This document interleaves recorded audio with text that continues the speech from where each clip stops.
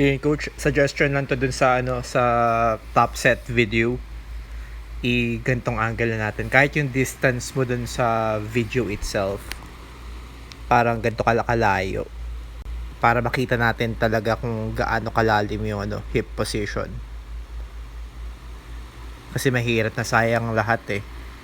Masasayang lahat pag bigla tayo madali sa depth. Marami kasi nabibigla talaga sa depth pagdating sa game day eh. Especially record yun sa'yo. Kaya para meron tayong way na parang masasabi natin na you cannot question this step. Yun. Kaya yun yung parang objective natin. Although kita naman dito, yung ito, nakihit mo yung depth here eh. Pero pag yung mga load is around 180, 185, minsan hindi siya ganito kalalim. Kaya maganda makita. Para lang meron tayong plan B, plan C.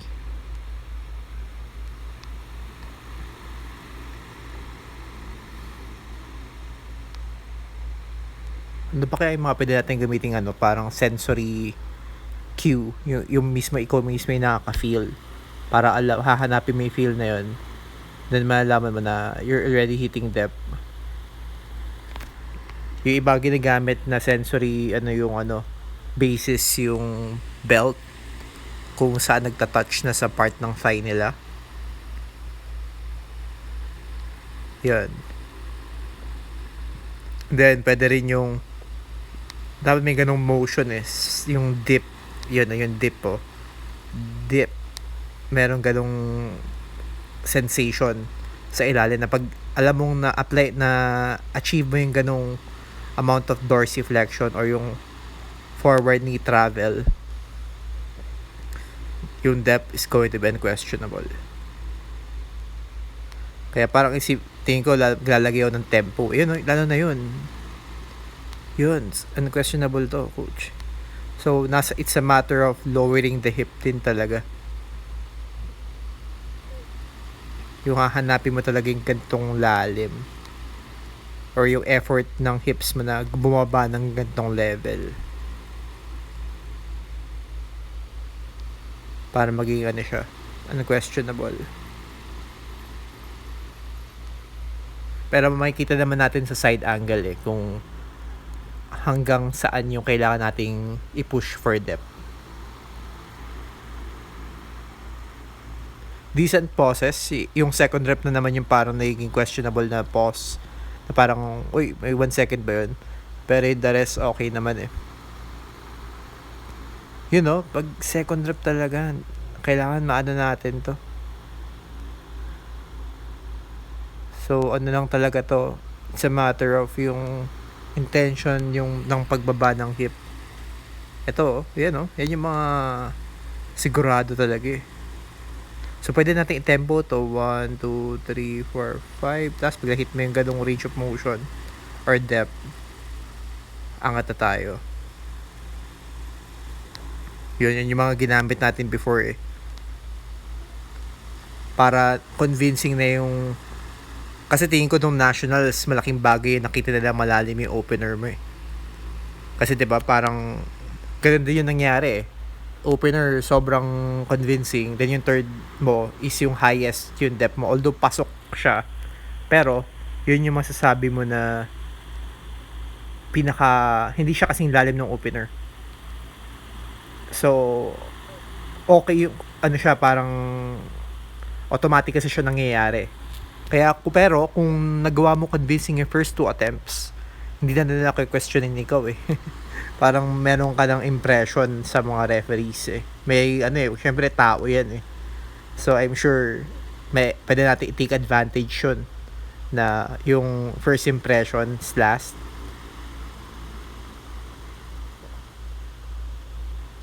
Saktong-sakto, coach. Parang ito yung masasabi ko na sakto yung amount ng internal shoulder rotation. Yun yung napansin ko Pag masyadong externally rotated yung shoulders, doon nag-overtuck Pero, nung ganito yung mo, nagawa natin yung parang gusto mong Yung objective na elbows under the bar.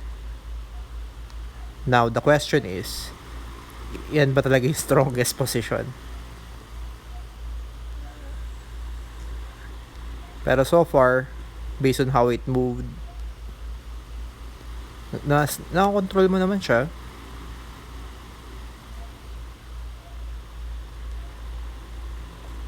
Nakontrol mo siya eh.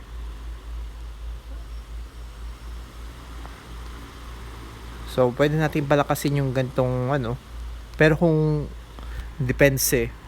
Parang gusto ko pa rin masubukan yung lower touch point. Kasi parang ito yung higher touch point to eh. So, kung ano kaya mangyayari pa if lower touch point. Panoorin natin yung back off. Baka dun mo tinouch yun. Baka mas mababa yung touch point.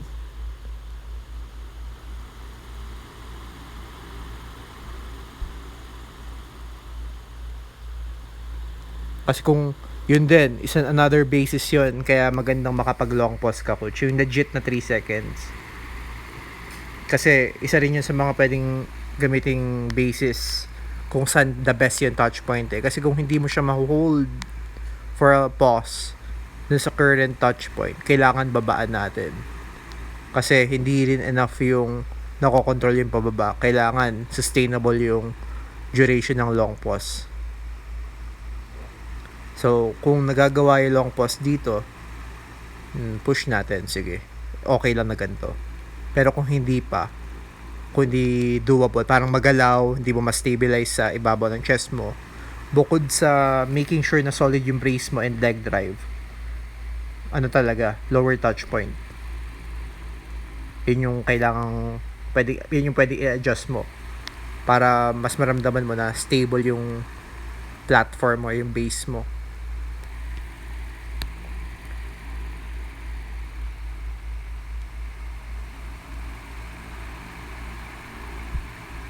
So, killer yung deadlift technique.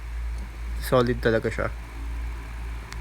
Solid yung deadlift dahil sa parang learnings din from this variation. Ang laking bagay nung mini angat eh. Yung 1 inch of the floor, doon na solidify lalo yung mo. Tsaka tama yung ganito yung sa case mo since we're working on the wedging, kung saan mo na papwesto yung hip height tsaka yung neutral back position, tama yung gantong execution. Yung nagwe-wedge ka lang bago yung full na actual rep. So, well executed. Kasi solid yung position eh. Neutral back, yung pwesto ng kung saan hanggang saan umangat, and then smooth yung lockout. Solid. Pati hip height nga solid eh.